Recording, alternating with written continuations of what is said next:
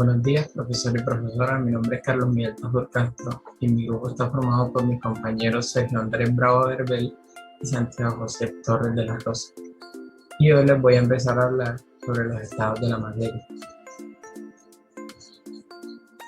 En el ambiente, la materia se presenta en 4 estados, según la intensidad de las fuerzas moleculares que mantienen unidas sus partículas.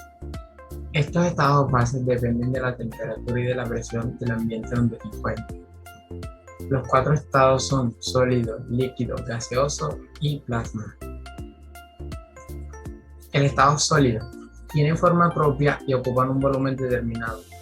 En los sólidos, las partículas están muy cerca y ordenadas. Casi no tienen lugar para moverse, solo viven. Los sólidos no se pueden comprimir. Si se les presiona, no cambian su forma.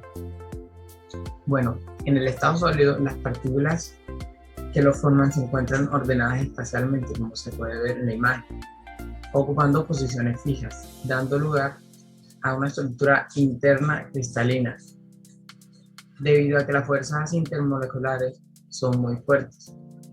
Y la fuerza que presenta este estado es la atracción.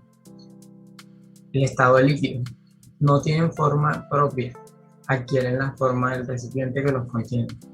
Tienen volumen propio, ocupan un espacio limitado, las partículas están desordenadas y pueden desplazarse unas sobre otras. Ante la presión, se pueden comprimir más que los sólidos. En este estado, las fuerzas de cohesión y repulsión actúan en la misma cantidad, un 50%. El estado gaseoso no tiene volumen ni forma propia, adquieren la forma del recipiente que los contiene y ocupan todo el espacio posible. En los gases, las partículas que los conforman están muy distanciadas entre sí, como se ve en la imagen, en forma desorganizada. Se mueven a gran velocidad en todas las direcciones. Los gases se comprimen con mucha más facilidad que los líquidos. En estado gaseoso predomina la fuerza de repulsión entre sus moléculas y por eso se expanden fácilmente. El estado plasma. El plasma es reconocido como el 4.º estado de la materia y el más nuevo. Es un gas al cual se le ha dado energía. Llega a un punto en que algunos electrones se liberan de los átomos que forman el gas. Siguen conviviendo tanto los electrones liberados como los átomos convertidos en iones.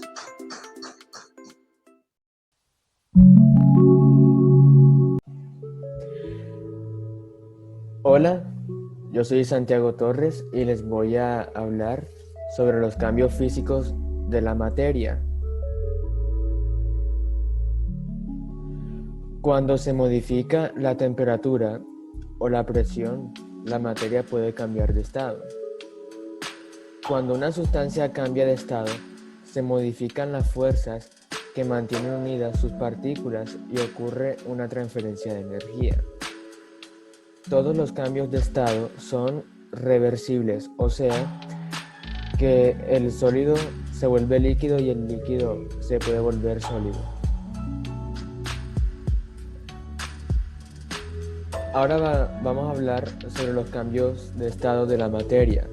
Son 5, que son la fusión, la vaporización, la liquefacción o condensación, la solidificación y la sublimación.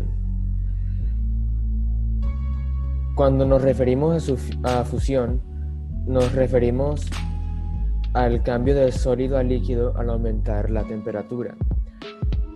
La vaporización es el paso líquido a gas al aumentar la temperatura.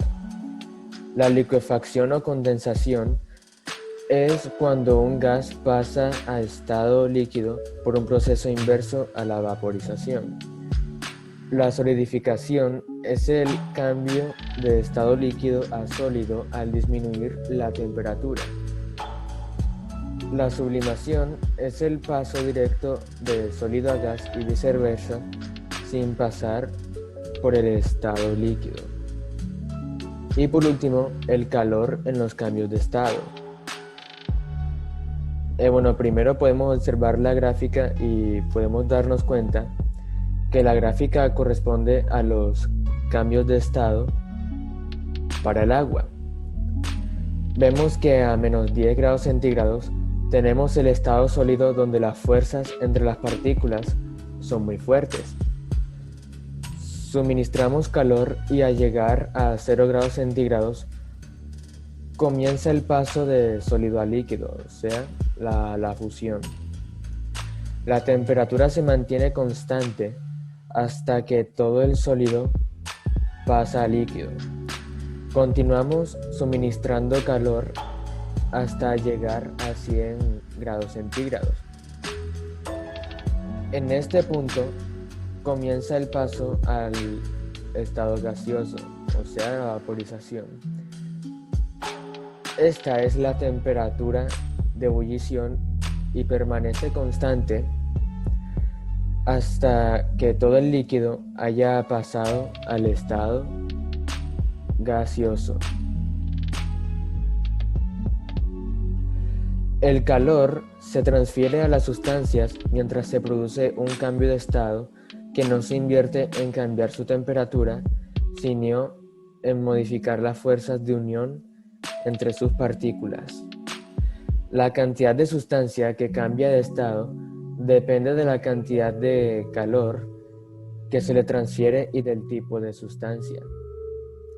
Y por último, las temperaturas a las cuales la materia cambia de estado se conocen como los puntos de ebullición y los puntos de fusión.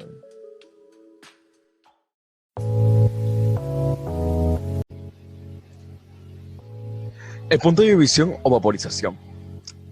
El punto de ebullición o vaporización es la temperatura a la cual se produce el cambio de estado de líquido a gaseoso en toda la masa del líquido. El punto de ebullición coincide con el punto de condensación, y para el agua el valor de este punto es de 100 grados centígrados a la presión de una atmósfera.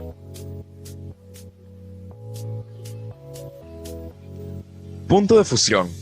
Es la temperatura a la cual se produce el cambio de estado sólido a líquido. El punto de fusión coincide con el punto de solidificación, y para el agua su valor es de 0 grados centígrados a la presión de una atmósfera. La energía en los cambios de estado. Las sustancias reciben o pierden energía mediante el calor, y esta energía ocasiona los cambios de estado en las sustancias. La cantidad de energía que hay que aplicar en una sustancia para que cambie de estado se conoce como calor latente y dependerá de la masa y el tipo de sustancia. Según el caso, se habla de calor latente de fusión, LF, o calor latente de vaporización, LV, y se mide en joules sobre kilogramos en el sistema internacional. Bueno, esto ha sido todo por hoy. Espero que les haya gustado y gracias por su atención.